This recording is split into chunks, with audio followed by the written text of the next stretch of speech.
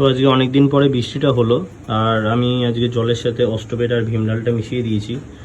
এখানে সবাইকে খেতে দিয়েছি, একটু আসতে আমরা লেট হলো, 7:30টার দিকে খেতে দিলাম। এই সবার খাওয়া হয়ে গেছে।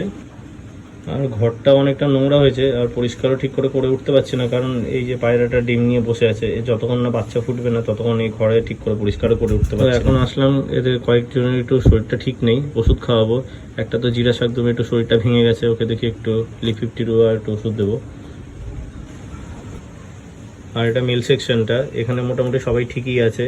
আর আমার এই চিলা পায়রাগুলোকে এখানেই এনে রেখে দিয়েছি, আর ম্যাড্রাসের জোড়াটাকে এখানে দিয়ে, যদি ডিম করে তাহলে এখানে রাখবো, নাহলে নিচে নিয়ে যাব, সেটা সিচুয়েশন বুঝে। এই দেখতে পাচ্ছেন আরও কয়েকটা স্ট্যান্ড আমি দেখি কালকে যাব, বানিয়ে নিয়ে আসবো, কারণ এদের অনেকে হয়ে গেছে, বসার জায়গা পাচ্ছে না, স্ট্যান্ড পুরো ভর্তি হয়ে গেছে দেখতেই পাচ্ছেন। ওই ঘরেও তাই সেম কেস, আর 4টে মতো স্ট্যান্ড আমাকে বানাতে হবে বসার।